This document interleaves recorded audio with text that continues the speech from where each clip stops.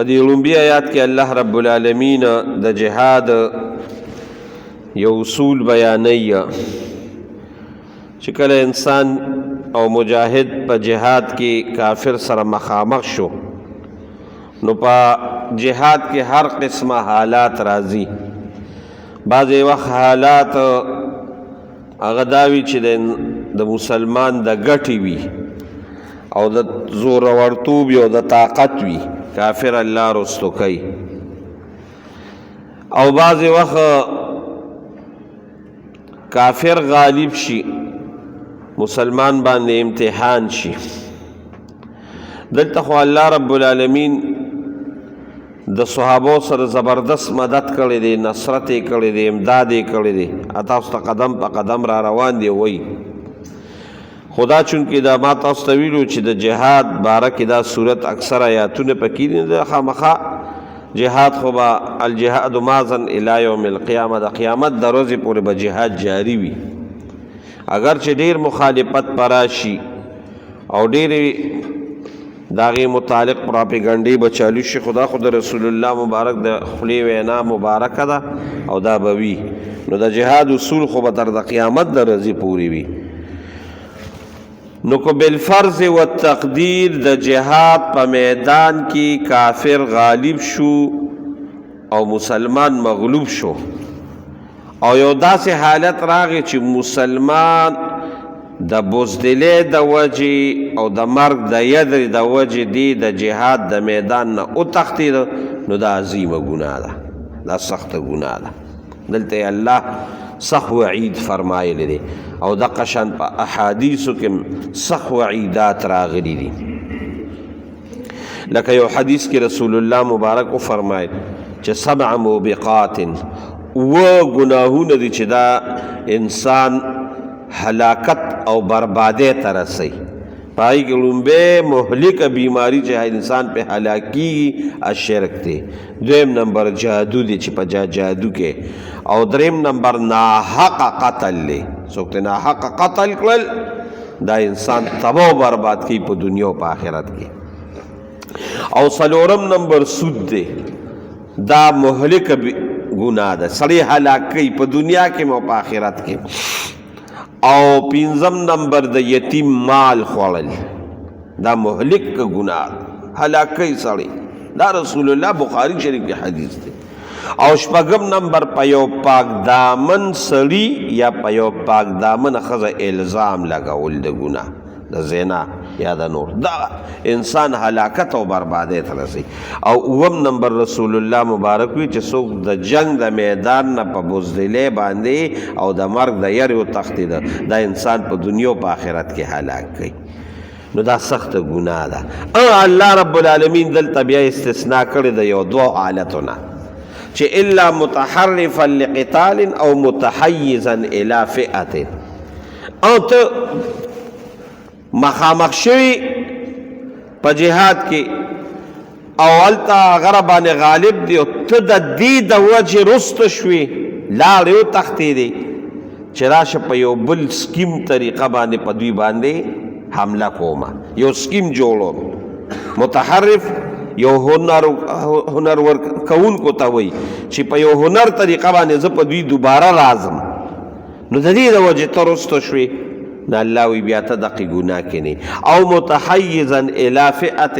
او یا په دې وجه رسته شوې چې ته خو په یو ځای کې جنګېدې خو هلته دې بله ډله وه، راشه دې بلې ډلې ته ځان ور ورسوه، یو ځای به پرې حمله وکړو، کور ته راونه تښتېدې. نه الله وی نه، بس دقه ته بیا مستثنا دي، دا بیا په دقې ګناه کې نه دي مبتلا. نه دې لومبي آیات کې الله رب العالمین د دې باره کې بیان کړی دی. دویم آیات کې الله رب العالمین بیا د خپل یو زبردست مدد بیان کوي، د زبردست مدد بیان کوي. او ما تاسو ته ویلو چې دلته الله رب العالمین قدم په قدم الله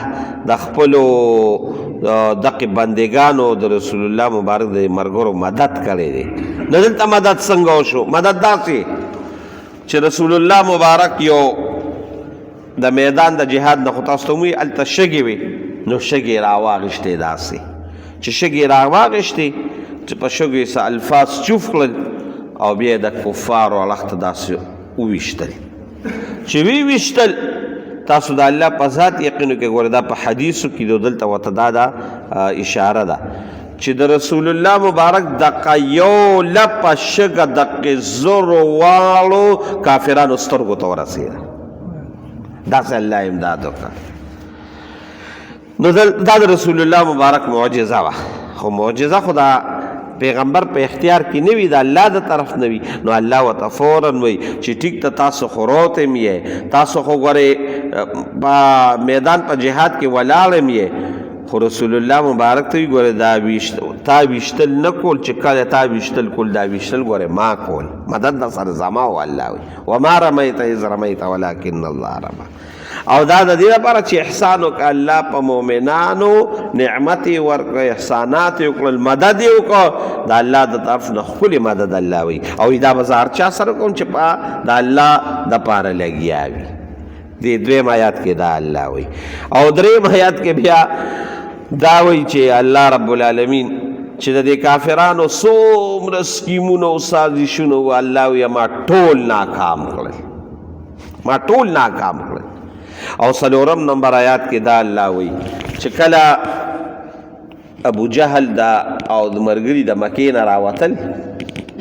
نو مکه خو د دوی په قبضه کې وه بیت الله د دوی په قبضه کې وه بیت الله شریف نو دا ټول بیت الله ته رالل د بیت الله ګوره عظمت د کفارو په زړه کې مو دا یاد ساتئ ښه د بیت الله عظمت د بیت الله د طواف کوونکو د بیت الله د حجاجو عظمت د کفارو په زړه کې اوس دی 10مه سپاره کې په دې صورت کې را روان نه په دې کې نه دي په دې بل صورت کې خو 10مه سپاره کې چې ګوره اجعلتم سقایة الحاج وعمارة المسجد الحرام کمن آمن بالله والیوم الاخر دا ګوره د دې براون چې د ایمان دغه کړو تاسو ټیک ته د حجاجو خدمت کوئ اوبه ورکوئ هغوی له خو ګوره دا د کامیابۍ څیز نه دی چې ایمان پکې نه وي الله وایي نو د کعبې هغه عظمت نو دوی ټول راغلل او د کعبې غلاف پورې ودرېدل او ابو جهل د هغې خپلو خدایانو په دغه کې دا وایي ابو جهل چې کله دا دی د بیت الله طواف یې او یا الله لکه خپل هغه خدایانو ته وایي چې څوک په حق دي په دې جهاد کې هغه کامیاب کړي او چې څوک په ناحقه دي هغه تباه و برباد کړي چې څوک په حق دغه دي خدا کو په هدایت باندې دي هغوی کامیاب کړي چې څوک په ګمراهۍ دي برباد یې کړي یا الله او دریم نمبر یې دا وي چې څوک خدا یا الله تا ته خوښ دي هغوی کامیاب کړي او چې څوک ستا بدي شي او ستا خوښ نه دي تباه و برباد یې کړي دا دو وي نو به ټولې دواګانې خیریه ځان ته وکړې نو الله په دې بل آیات کې بیا وایي چې تا کومه فیصله کوله نو هغه تا ته در ورسېده تا خو دا وی چې څوک په حقه دي کامیاب کړي رسول الله مبارک په حقه دی الله کامیاب کړ او چې کوم ناحقه دي هغه برباد کړي بس ته خدای الله وایي ما برباد کړی نو دې بل آیات کې الله رب العالمین د دې باره کې نو دې آیاتونو کې الله د دې بیان کوي یا ایها الذین آمنوا اے د ایمان خاوندانو اذا لقیتم هر کله چې تاسو مخامخ شئ کم کسان الذین کسانو سره کفرو چې کافران دي زحفن په میدان د جهاد کې زحف اصل کې دی ته وي چې دا ماشوم داسې په دې څلور بولي باندې شي که نه دې ته زحف وي نو په میدان په جهاد کې خلک داسې یو بل ته ټیټېږي او دغه کېږي که نه هغه به د مبارزه وه دا نه چې ټینک ګزار به او دغه به یو بل سره په تورو باندې لګیا وو نو په میدان د جهاد کې نو فلا تولوهم الادبار فلا تولوهم نو تاسو مګرځئ هغوی ته الادبار په شاګانو باندې چې هغوی داسې مخام نو ته په شا یعنې وتښتې داسې کار به نه کوې ومن یولهم او چې څوک وګرځېدل یومئذ په دغه ورځ باندې دبره رستو الا متحرفا لقتال او متحيزا الى فئه الا متحرفا مگر دا چې دی هنر کون کې دی یعنی سکیم جوړون کې دی للقتال د پاره د جنگ او متحيزا یا ملاوی دن کې دی الى فئه یو بل ډلې سره چې رسو په حمله کوم نو دی بچ دی نه دی پدې کې او کو نه تو رستو لاړی یومئذ دبره په دغه ورځ باندې رستو شي نو بیا پسې فقط باء دا لفظ به ولګي په دې فقط باء نو دې اخته شو بغضب په غضب من الله د الله د طرف نه د الله طرف نه به غضب راغی الا متحرفا لقتال او متحيزا الى فئه بتلرکه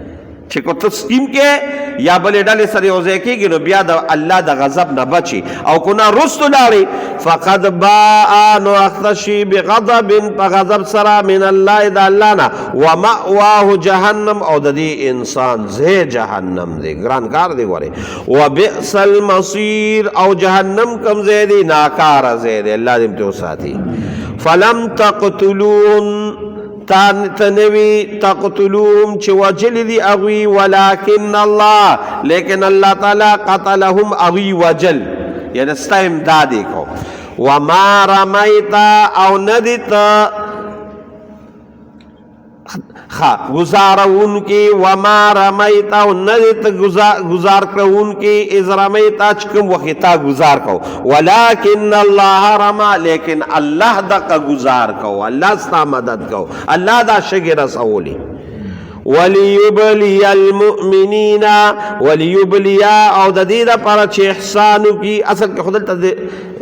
بلاوی دغت دا ازمیخ تا خو ازمیخ پت مراد نالی ولیبلی المؤمنین او دیده پر چه احسانو کی اللہ تعالی مؤمنانو سرا منهم دخپل طرفنا بلاء حسنا احسان خکولیا نو خکولی مددی کردی او کنی دی کردی خکولی مددی کردی ان اللہ بیشک اللہ تعالی سمیع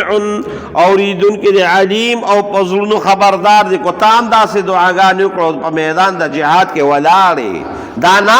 چه من فلسطین کے ناسیو دا فلسطین مسلمانانو لدواک دا سے ندا پا میدان جہاد کے بہوزے لال بشی دخپل وس مطابق دخپل وس مطابق لال بشی دغا بہو کے نبیا دا اللہ نا دعا گانے غوار زم قائد تلی دی فلسطین تا خدای دی مددو کی ولا تلی دی امداد لا ان اللہ بشک اللہ تعالی سمیع اوریدن کے دے علیم او خبردار دے ذالکم امدقرنگی وان اللہ اللہ تعالی موہنو ناکام کون کے دے قید الکافرین تدبیرون اسکیمون دا کافر توڑے والا ناکام کرن ان تستفتحوا کو تاسو پیسالہ کوئے فقط جاکم الفتح نرال پیسالہ رالا تاسو خدای چی سوک پا حق دی اگوی کامیاب کے چی سوک پا نا حق دی تباہی کے پیسالہ رالا پا حق کامیاب شو نا حق اللہ مردار کرن وَإِن تَنْتَهُ او کچھ تاسو منشوے فَهُوَ خَيْرٌ لَكُمْ ندا ساسو پارا دیر بہتر دے دی کفرنا دی رسول اللہ مبارک دی دشمنینا منشوے دا تاسو پارا دیر بہتری وَإِن تَعُودُ او کچھ تاسو بیار تواپسو گرزی دے نعود اللہ وی زبم دا تدقشان بیار تواپس گرزی مدقشان بوام ولن تغنیا او ہرگز بدفنی کیان کم تاسونا فئتکم یوڈلا دستاسونا شیئن پوٹی تکلیپم پوٹی مدد ولو کسرت اگر دیر ولی نہیں ہو اس سب نے شیکولی دا مسلمانانو ولن تغنیا او ہرگز دفنک عنکم تاسونا فئتکم ستاسو آگا ڈالا شیئن پوٹیا چھ دا رسول اللہ آگا مدد دا اللہ آگا مدد دا رسول اللہ مبارک آگا جہاد کے ورطل تاسونا یو ڈلیم منی نکرل ولو کا صورت اگر چھ دیر وے ولی وان اللہ ذکر اللہ تعالی مع المؤمنین دا مومنانو سریدے مدد مومنانو سریدے صدق اللہ مولانا اللہ سبحان ربك رب العزة عما يصفون وسلام على المرسلين والحمد لله رب العالمين ربنا آتنا في الدنيا حسنة وفي الآخرة حسنة وقنا عذاب النار برحمتك